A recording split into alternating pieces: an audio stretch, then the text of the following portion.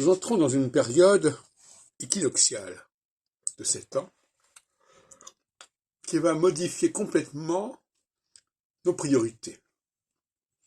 C'est-à-dire que ce qu'on avait laissé de côté, qu'on avait même recouvert d'une chape de plomb, de sujets qui n'étaient pas intéressants, vont redevenir intéressants.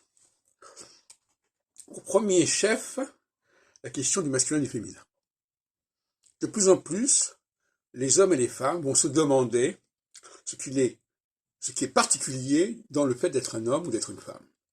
Au lieu de se dire qu'est-ce qui est commun, qu'est-ce qui est paritaire, ou je sais pas quoi, enfin, la question n'est pas là. Les topics sensoriels que j'ai développés, et maintenant aussi ce que j'appelle les valeurs jungiennes d'animus et d'anima, sont certainement très porteurs et très portés par cette nouvelle période équinoxiale. Donc c'est un marché qui va s'ouvrir du masculin et du féminin. Il ne s'agit plus de dire on est pareil, il s'agit de savoir éventuellement en quoi on diffère, en quoi on est complémentaire, et en quoi surtout il importe de ne pas créer des frottements et des chocs inutilement par une promiscuité malvenue.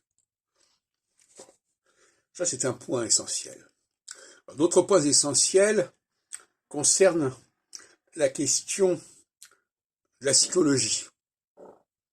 Là encore, il faut arrêter d'être dans le déni en disant on sait exactement ce que sera le futur, il n'est jamais qu'une projection du présent sur le futur, etc. Il faut accepter qu'il y ait des périodes qui aient chacune leur spécificité et qui vont se succéder. Et ça va jouer évidemment dans le champ du droit constitutionnel.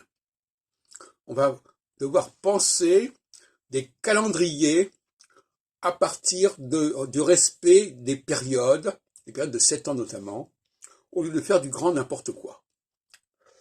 Voilà les deux grands thèmes que je propose. Il y en a certainement d'autres. Par exemple, le rapport qu'on a à la question juive. Il faut arrêter de dire que les juifs c'est n'importe qui, n'importe comment. Les juifs ont une spécificité à découvrir, à mettre en évidence. Et là encore, mes travaux sont dans le ton de cette période d'équinoxialité.